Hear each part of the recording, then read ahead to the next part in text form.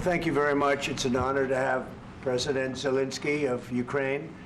And we've been working very hard, very close. So we've actually known each other for a long time. We've been dealing with each other for a long time and very well.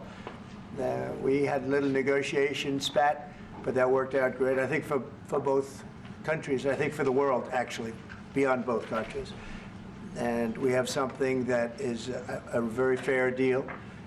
And we look forward to getting in and digging and working and getting some of the rare earth. But it means we're going to be inside, and it's a big commitment from the United States, and we appreciate working with you very much. And we will continue to do that. We have had some very good discussions with Russia. I spoke with President Putin, and we're going to try and bring this to a close. It's something that you want and that he wants. We have to negotiate a deal, but we've started the confines of a deal, and I think something can happen. The big thing is the number of soldiers, mostly at this point, but soldiers being killed. You're losing thousands of soldiers. On both sides, we're losing a lot of soldiers, and we want to see it stop. And we want to see the money get put to different kinds of use, like rebuilding. And we're going to be working very hard. But we've had a lot of very good conversations. I will say until we came along, the Biden administration didn't speak to Russia whatsoever. They didn't speak to anybody. They just allowed this to continue. And I will say that, I'll say in front of you, you've heard me say it 1,000 times, if I were president, this war would have never happened. We would have had a deal negotiated for you without having to go through what you've gone through. But your soldiers have been unbelievably brave. We've given them great equipment, but somebody has to use the equipment. They've been unbelievably brave, and we give them great credit. This was supposed to be over very quickly, and here we are 3 years later. So I give tremendous credit to your generals and your soldiers and yourself in the sense that it's been very hard fighting, very tough fighting. They're great fighters. And you have to be very proud of them from that standpoint. But now we want to get it over with. It's enough, right? We want to get it over with. So it's an honor to have you here. Thank you very much for coming. We're going to sign the agreement at the conference in the East Room in a little while, right after lunch. And we'll be having lunch together. We're also discussing some other things. And we appreciate everybody being here. It's somewhat of an exciting moment, but the really exciting moment is when we get when they stop the shooting and we end up with a deal. And I think we're fairly close to getting that, and an honor to have you. And please, if you'd like to say something. Yeah, thank you so much, Mr. President. Thank you for the invitation. And really, I hope that this first document, will be first step to real security guarantees for Ukraine, our people, our children. I really count on it. And of course, we count that America will not stop support. Really, for us, it's very important to support and to continue it. I want to discuss it with details further during our conversation, and of course, the infrastructure or security guarantees. Because for today, I understand what Europe is ready to do. And of course, I want to discuss with you what the United States will be ready to do. And I really count on your strong position to stop Putin. And you said that enough with the war. I think that is very important, Ben, to say these words to Putin at the very beginning of war, because he is a killer and terrorist. But I hope that together we can stop him. But for us, it's very important to, to save our country, our values, our freedom, and democracy, and of course, no compromises with the killer about our territories, but it will be later. And of course, what I wanted, we spoke about it by phone with you, about the drones production. We have very good drones production. I think the best one in the world for today because of the war. Yes, and of course, we need very much the air defense. You have the best air defense in the world, and really you helped us under attacks of Russians, and I want to speak how we can exchange the licenses. We're open to share the licenses of all our drones with you, of course, with the United States, and we need licenses for quick production of air defense. Even after the war, we need our nation to be calm, that we are secure. So that's why we need this air shield. And of course, about this I want to speak about the contingents. I think that France and UK already spoke to you, and we know that Europe is ready, but without the United States, they will not be ready to be as strong as we need. And then the last point, last not least, about exchange, about our people and children. And you know that these crazy Russians, that they stolen 20,000 of children, Ukrainian children. They changed their names, they changed their families, relatives, and now they're in Russia. We want to bring them back, and really, it's a big dream, task, and goal for me, and our warriors. By the way, Mr. President, we exchanged, released more than 4,000 warriors from Russian prison, but there are thousands more in the prison. I wanted to share with you some images. How it's.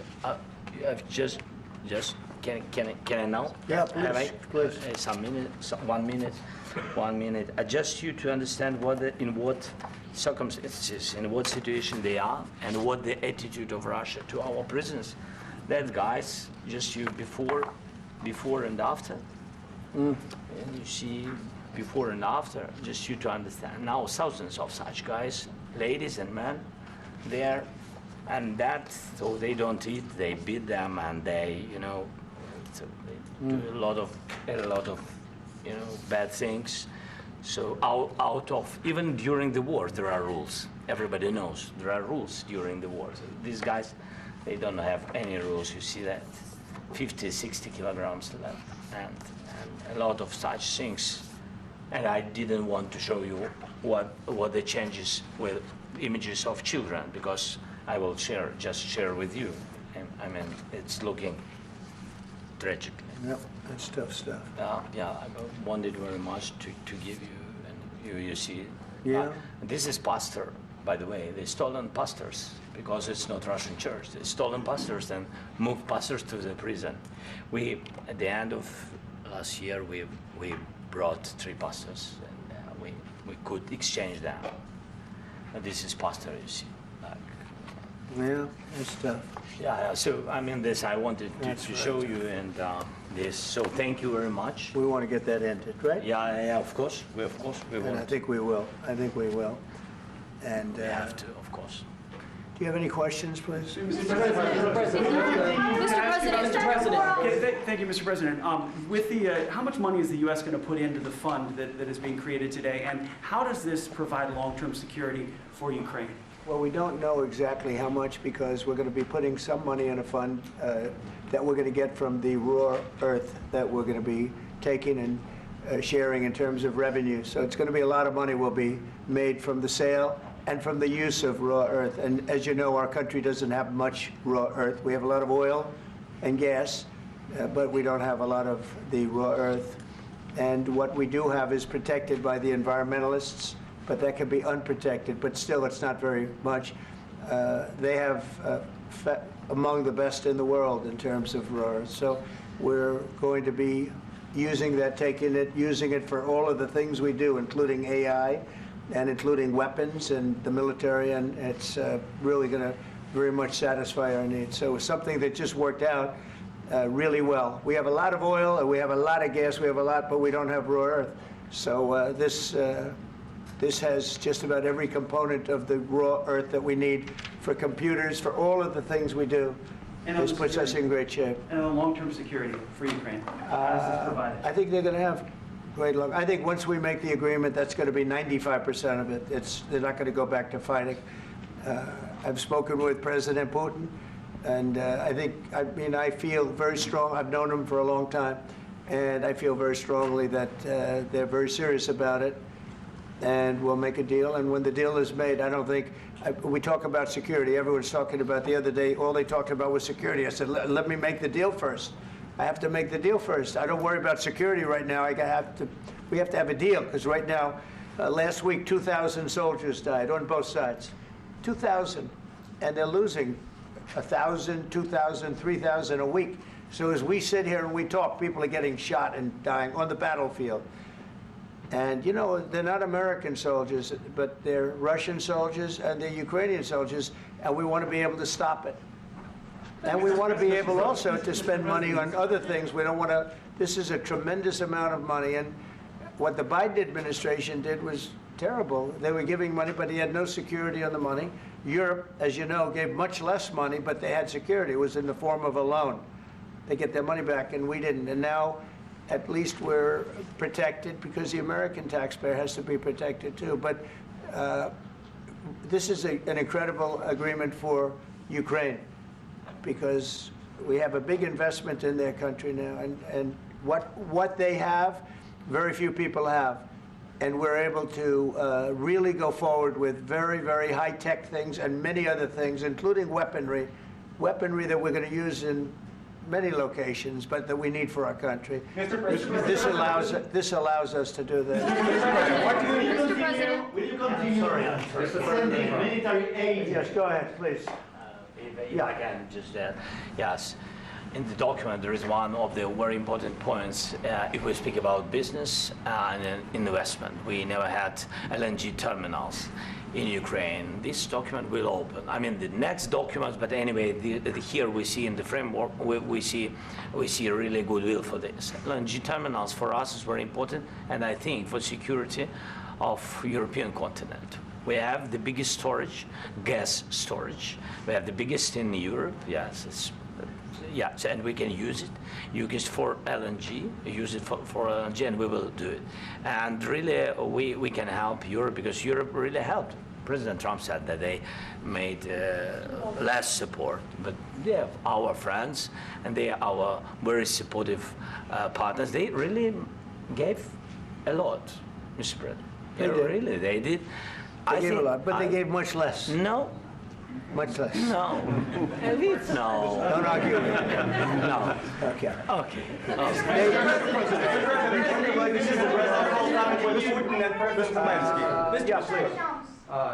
Mr. President Trump, you have repeatedly called the deal with Ukraine as a historical one. And as a President of the United States, you make historical decisions in other issues which affect America and other world. So what place in the world history do you want to take? And do you associate yourself with any famous historical figures? Yeah, I'd say George Washington, Abraham Lincoln. I would say I'm far superior to George Washington and Abraham Lincoln. Now, you know I'm only kidding, right?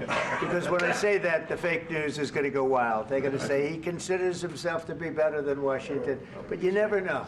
You never know. I don't compare myself to anybody. I'm here to do a job. We've had a great 35 days or whatever it might be, a month, a little more than a month. We've accomplished tremendous amounts. Not only this would be a very great achievement if we could get the war stopped and get them back to normalization. I think that's going to happen.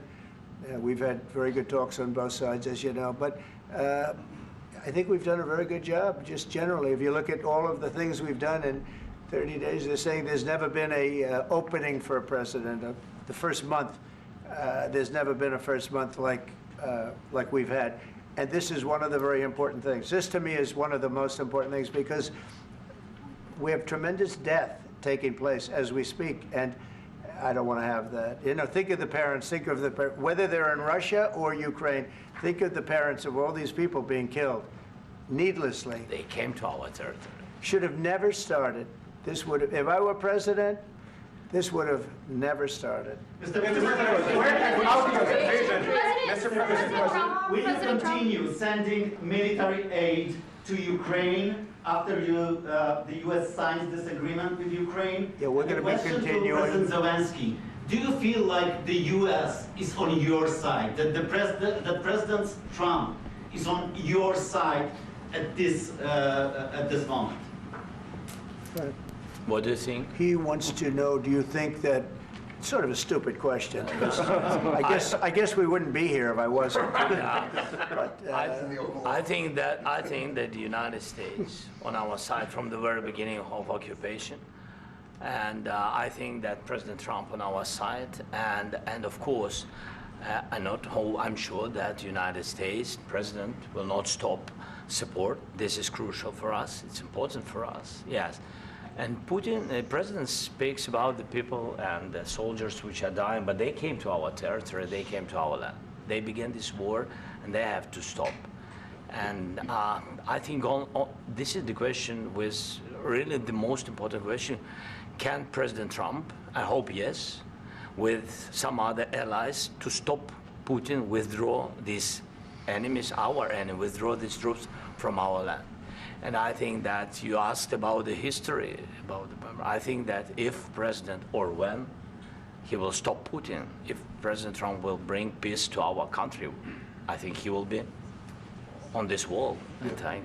We've had very, very good talks. Mr. President, do you think your legacy will go to military aid to Ukraine? President Zelensky just said that there'll be no compromises with Vladimir Putin. I just wanted to ask both of you, firstly, are there compromises that you think that President Zelensky is going to have to make? And President Zelensky, is there anything that you might be thinking that you may be able to offer or bring to the table, for example, elections? Thank you. I think you're going to have to always make compromises. You can't do any deals without compromises. So certainly he's going to have to make some compromises, but hopefully they won't be as big as some people think you're going to have to make. That's all. It's all we can do. I'm here as an arbitrator, as a mediator to a certain extent between two parties that have been very hostile. To put it mildly, they've been very hostile. There's been a vicious war. There's been a vicious war. You know, it's a very level battlefield, and those bullets go out, and as I've said many times, we were talking about it with Pete, many times the only thing stopping those bullets is a human body. And in the case we're talking about, generally young human bodies are stopping a lot of bullets. It's dead level. That's why it's great farmland. It's great land. It's great farmland, but there's very little protection against the bullets that are being, and other things that are being shot. So all I can do is see if I can get everybody at the table and get an agreement. And I think we're going to end up with an agreement. Otherwise, I wouldn't probably be even here today. Mr. President, I've got two questions for you. You think ultimately your legacy will be the peacemaker and not the president that led this country into another war and ended foreign wars? And I've got a question. I hope it will. I mean, I hope I'm going to be remembered as a peacemaker. This would be a great thing if we could do this. I'm doing this to save lives more than anything else. Second is to save a lot of money, but I consider that to be far less important. So I hope I'm going to, thank you, Brian, for that question. It was a nice question. I hope I'll be known and recognized as a peacemaker. This would be a great thing to solve. This is a very dangerous situation. You know, this could lead to a third world war. This was headed in the wrong direction. If this election were lost, if we didn't win this election, and we won it by a lot, that was a mandate. We won every swing state. We won the popular vote by millions and millions of votes. We won everything. The districts, you look at the areas of red, take a look at a map. This was a big mandate, and this was one of the things. I said, we're going to get this thing settled. If we didn't win, I think this could have very well ended up in a third world war, and that would not have been a good situation. What was your second question? And my second question for President Zelensky, why don't you wear a suit? You're at the highest, why don't you wear a suit? You're at the highest level in this country's office, and you refuse to wear a suit. Just want to see if do you own a suit?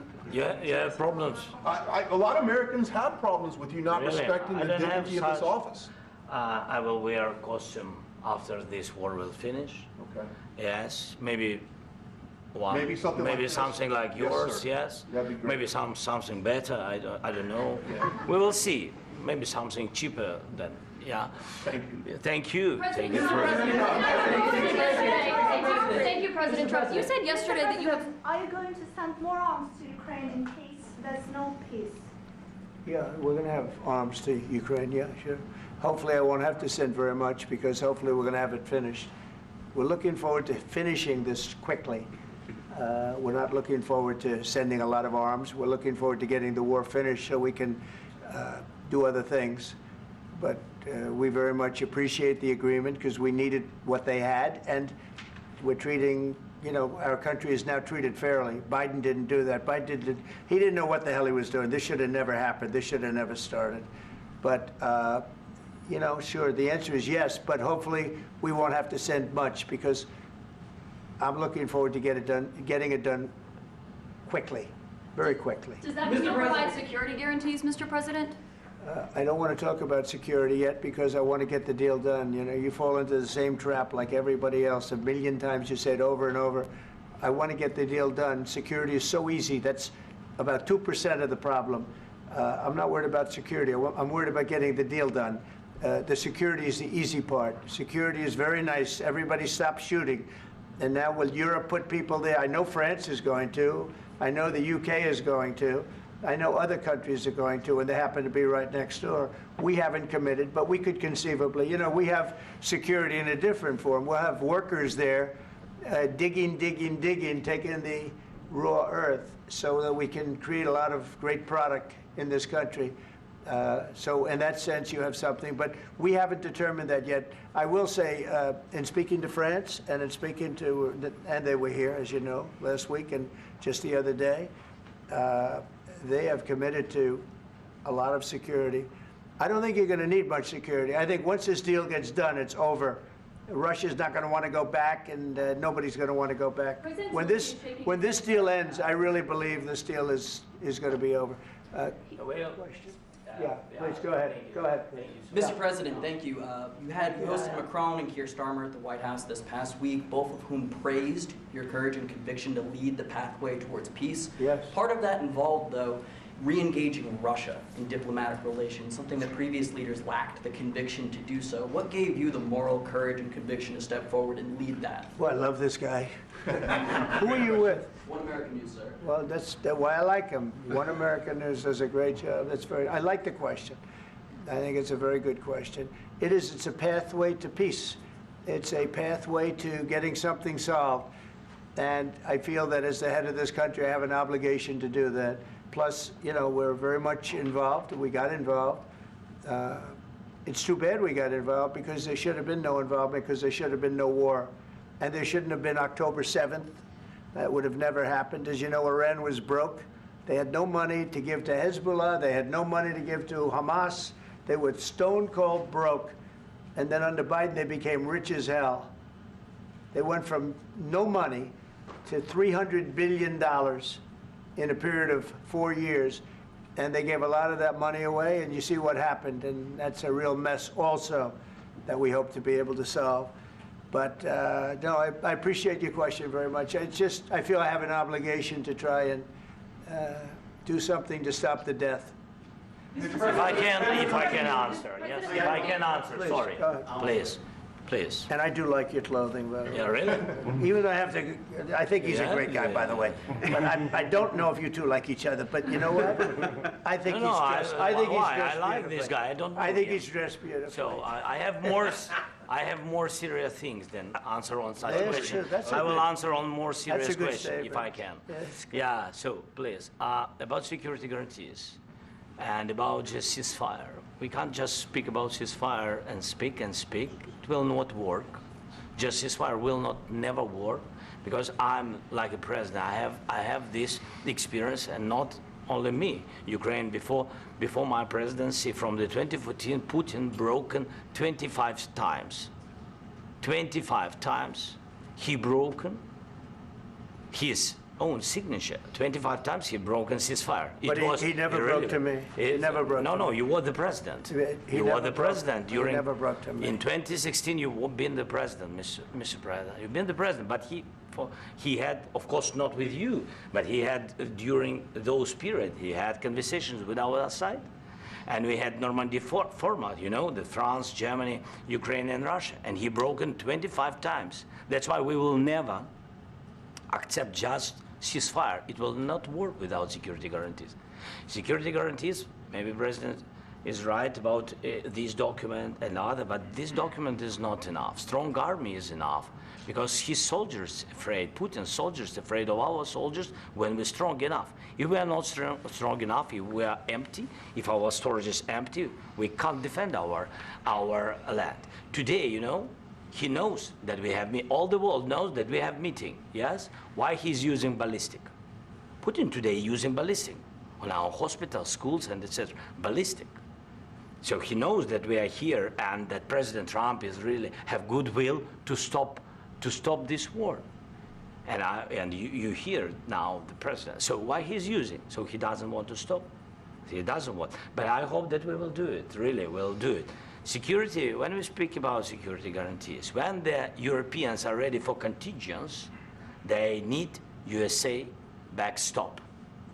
If there will not be United States, we will not never have any contingents, strong contingents from the Europeans, because they don't want to divide alliance connection between the United States and the main and strongest ally and Europeans. And this is crucial, this is important. That's what we want to speak about very much. This is very important. And air defense. So air defense, really, we have big deficit with all these systems, and we need to provide this. We need it very much. Otherwise, Putin will never stop, and will go further and further. He doesn't want. He hates us, you know? It's not about me. He hates Ukrainians. He thinks that we are not a nation. He thinks, and he shared these thoughts, I think maybe with your team also, I don't know. But with all the Europeans, in media, officially and not, he always said that there is no such country, such nation, such language, and such life like Ukrainian.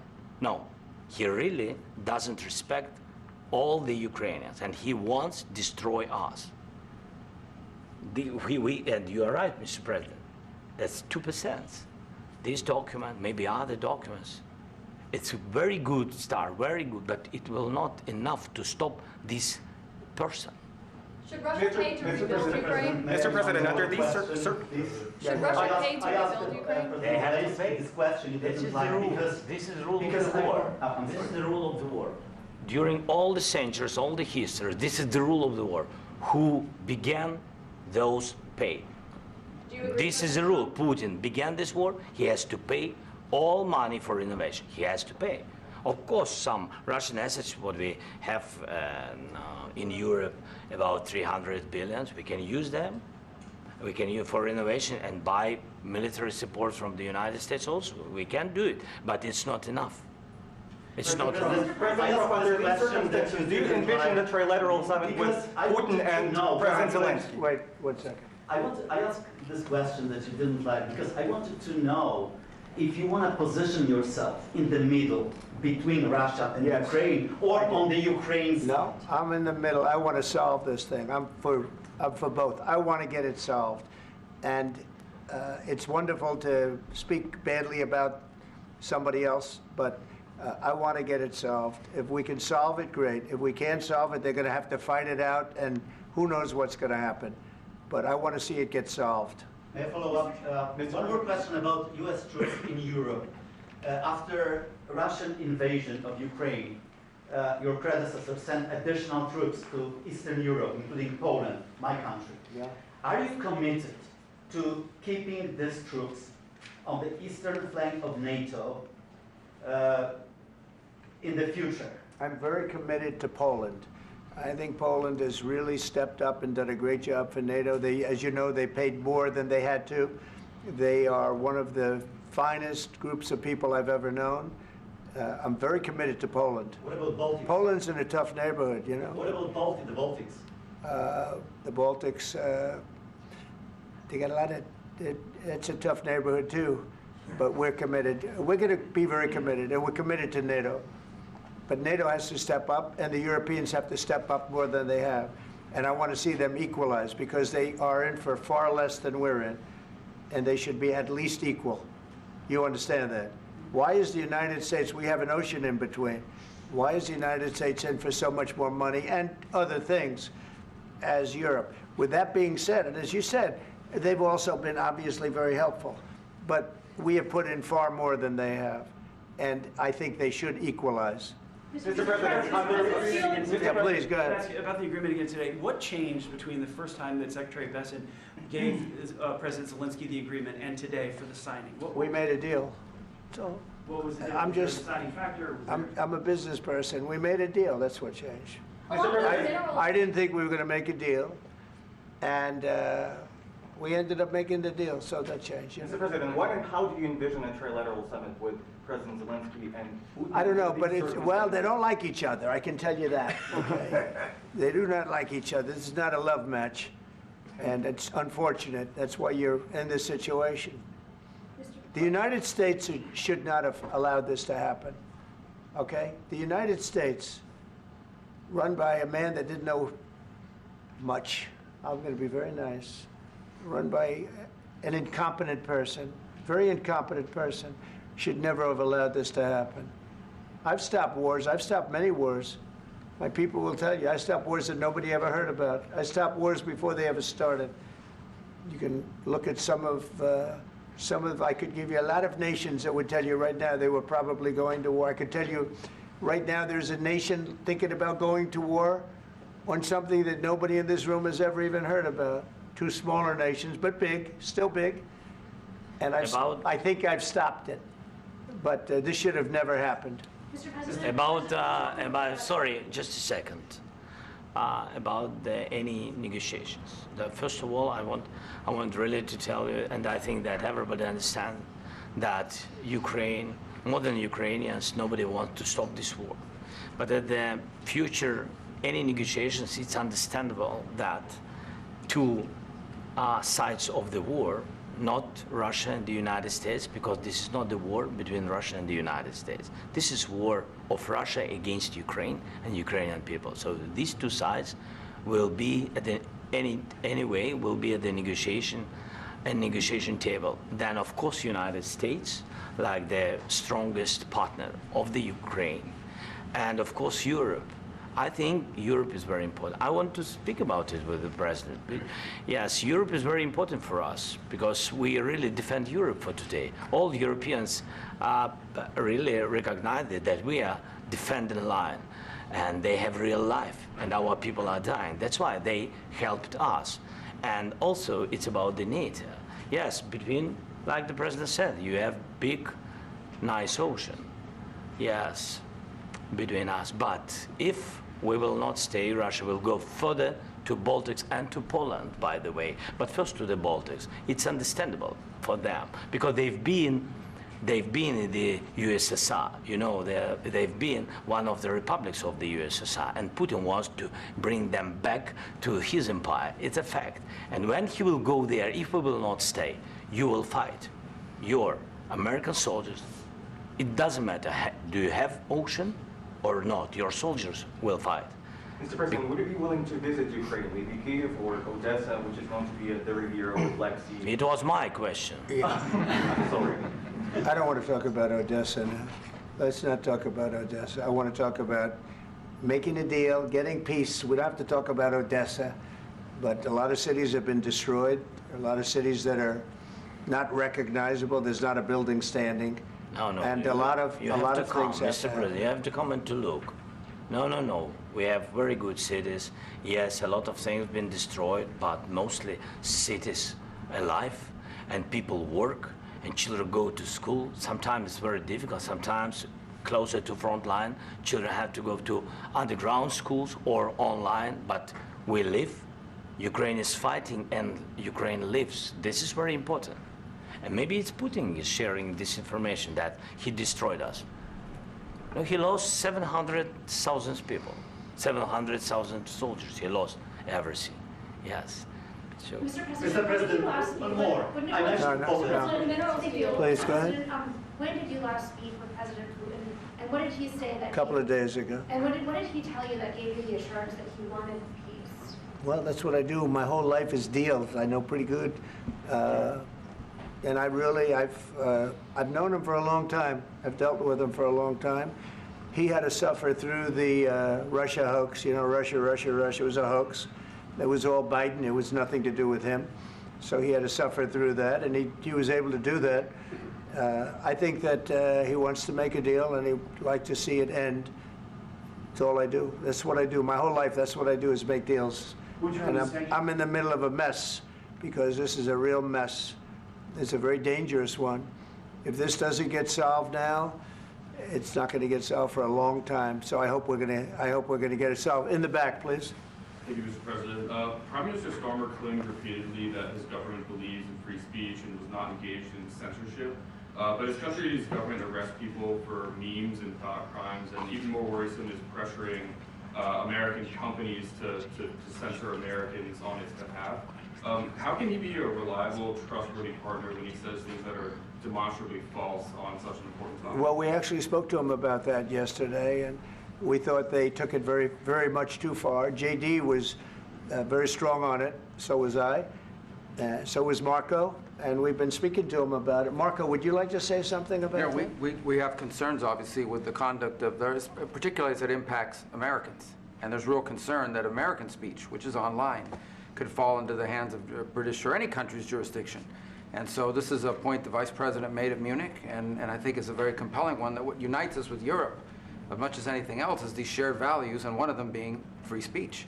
And so if Americans are threatened by it, we're going to need to take action in that regard. Mr. President. It's actually a very important question. We spoke about this in detail with the Prime Minister, the Foreign Secretary, and others at lunch yesterday. And I know that Secretary of Commerce Lutnick followed up in private meetings last night. This is really important. We believe Americans have the right to speak their mind, even if we in this room disagree with them. They have the right to speak their mind in the public square, which is often online these days. And we're going to defend that right as it pertains to American companies and American citizens vigorously if we have to. I do think that under the President's leadership, we're going to find common ground with our friends in the UK on this question, but it remains to be seen. The principle that will guide us is we believe in free speech in this country, and we'll fight for it for American citizens. Mr. President, on the deal, is there any other oil and gas component to the deal? Is it all critical? A little bit. We'll see. On LNG? But we're not really looking for that so much. We got a lot. We have more than anybody in the world, by far. So no, we're not talking about it too much, but a little bit. I think it affects also, but for the most part, no. And sir, is there any agreement from Ukraine to purchase U.S. LNG as part of the deal, or is that on the table at all? No, we don't need that. Mr. President, I just wanted to ask you about, you just mentioned that you'd spoken to Vladimir Putin a couple of days ago. Just to be clear, that's a new call, not the one that you... I've spoken to him on numerous occasions. Okay. How was the latest call? What did you discuss? How did it go? Are you serious with that question? I am. I'd love to know. It went well. I think we're going to have a deal. On the minerals deal, Mr. President, some of those minerals are in the east of Ukraine, not far from the front lines and in areas that Russia has occupied. Will you direct President Putin to withdraw his forces from those areas if there's U.S. interest? Well, we'll take a look at the time. We have a lot of area. It's a very big area we're talking about, so we'll take a look. I'll study that and I'll see. And who would protect those minerals if they are U.S. interests? Would that be Ukrainian forces? They'll be protected. European The agreement will protect them. US the agreement, yeah, we're signing an agreement. You know? Right, but what if Russia tries to invade or there's Russian aggression in those spots? I just told you I don't think that's going to happen. And if that were going to happen, I wouldn't make a deal. If I thought that was going to happen, I wouldn't make a deal.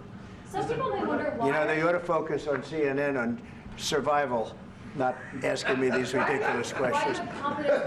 Focus on surviving, because CNN's got such low ratings. I don't think they're going to survive.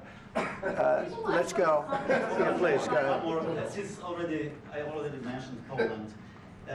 Poland was under Russian control for decades after the Second World War. When I was a kid, I looked at the United States not only as a most powerful country, richest country in the world, the country that has great music, great movies, great muscle cars, but also as a force for good. And now I'm talking with my friends in Poland, and they are worried that you align yourself too much with Putin. What's your message for them? Well, if I didn't align myself with both of them, you'd never have a deal.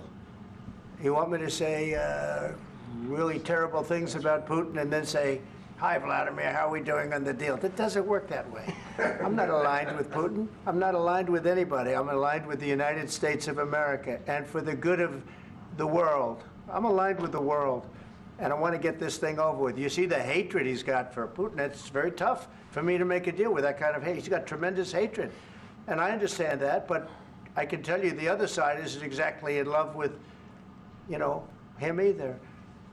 So it's not a question of alignment. I'm aligned with the world. I want to get the thing set. I'm aligned with Europe. I want to see if we can get this thing done. You want me to be tough? I could be tougher than any human being you've ever seen. I'd be so tough. But you're never going to get a deal that way, so that's the way it goes. All right, one more question. May I say something? Yeah, on that, hey, I want to respond to this. So look, for 4 years in the United States of America, we had a president who stood up at press conferences and talked tough about Vladimir Putin, and then Putin invaded Ukraine and destroyed a significant chunk of the country. The path to peace and the path to prosperity is maybe engaging in diplomacy. We tried the pathway of Joe Biden of thumping our chest and pretending that the President of the United States' words mattered more than the President of the United States' actions. What makes America a good country is America engaging in diplomacy. That's what President Trump is doing. Can I ask you? Sure. Yeah? Yeah. Okay. So he occupied it, our parts, big parts of Ukraine, part of East and Crimea. So he occupied it on 2014. So during a lot of years, so I'm not speaking about just Biden, but those time was Obama, then President Obama, then President Trump, then President Biden, now the President Trump, and God bless, now President Trump will stop him. But during 2014, nobody stopped him. He just occupied and took. He killed people. You know what the contact line? 2015. 2014. 2014 and 2014. 2014. Yeah. So I was not here. Yeah, but that's exactly right. Yes, but during 2014 till 2022, yeah, the situation the same. The people have been dying on the contact line. Nobody stopped him. You know that we had conversations with him, a lot of conversation, my bilateral conversation, and we signed with him, me, like a new president. In 2019, I signed with him the deal. I signed with him, Macron and Merkel, we signed ceasefire. Ceasefire. All of them told me that he will never go. We signed him with gas contract. Yes, but after that, he broken this ceasefire. He killed our people and he didn't exchange prisoners. We signed the exchange of prisoners, but he didn't do it. What kind of diplomacy, JD, you are speaking about? What do you mean? I'm talking about the kind of diplomacy that's going to end the destruction of your country. Yes, but if you Mr. President, with respect, I think it's disrespectful for you to come into the Oval Office and try to litigate this in front of the American media. Right now, you guys are going around and forcing conscripts to the front lines because you have manpower problems. You should be thanking the President for trying to bring an end to this conflict. Have you ever been to Ukraine that you say what problems we have? I have been to. Count one. I've actually watched and seen the stories, and I know what happens is you bring them on a propaganda tour, Mr. President. Do you disagree that you've had problems bringing people into your military? And do you think that it's respectful to come to the Oval Office of the United States of America and attack the administration that is trying to prevent the destruction of your country? A lot of questions. Let's start from the beginning. Sure. First of all, during the war, everybody has problems, even you, but you have nice ocean and don't feel now, but you will feel it in the future. God bless. You don't know that. God bless. God bless. You will not have a war. Don't tell us what we're going to feel. We're trying to solve a problem. Don't tell us what we're going to feel. I'm not telling you. Because you're in no position to dictate that. That's Remember exactly what this. You're in no position to dictate what we're going to feel. We're going to feel very good. You will feel influence. We're going to feel very good and very strong. You will feel influence. You're right now not in a very good position. You've allowed yourself to be in a very bad position, and he happens to be right about it. From the very beginning of the war. You're not in a good position. You don't have the cards right now. With us, you start having cards. I'm not playing cards. Right now, you don't. You're playing cards. You're playing cards. You're gambling with the lives of millions of people. You're gambling with World War III. You're gambling with World War III. And what you're doing is very disrespectful to the country, this country. That's back to you. Far more than a lot of people said they should have. Have you said thank you once? This entire meeting? No, in this entire meeting, have you said thank you? You went to Pennsylvania and campaigned for the opposition in October. Offer some words of appreciation for the United States of America and the president who's trying to save your country.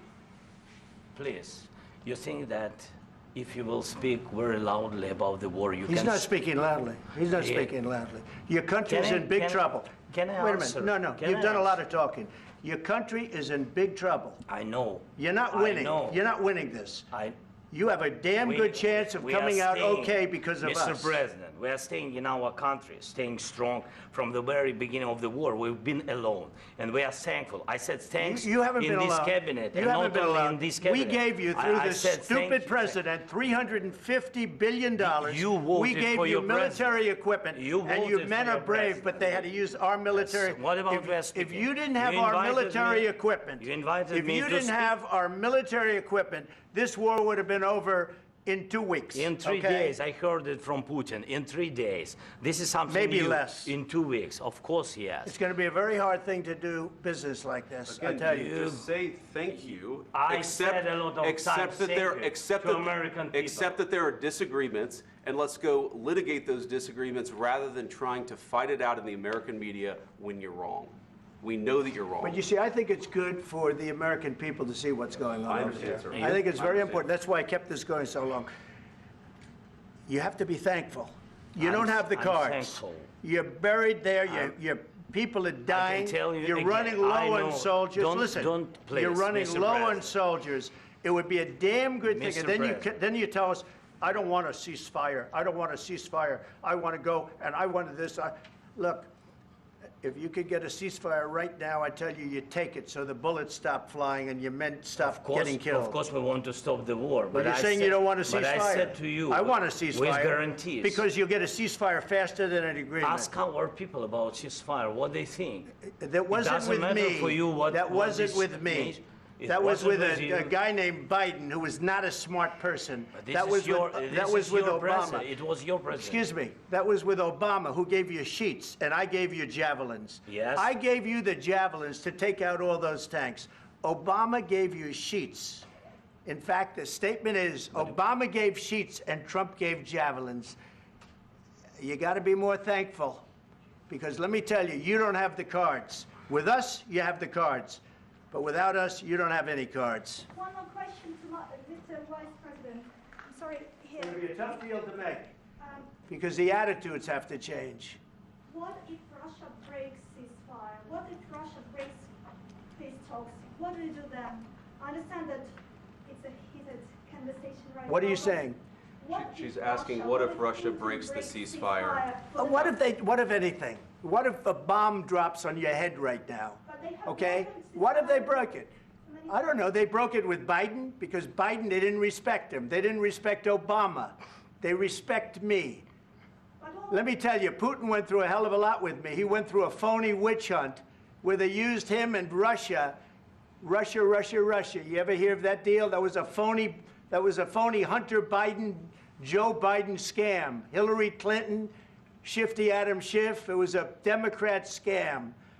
And he had to go through that. And he did go through it. We didn't end up in a war.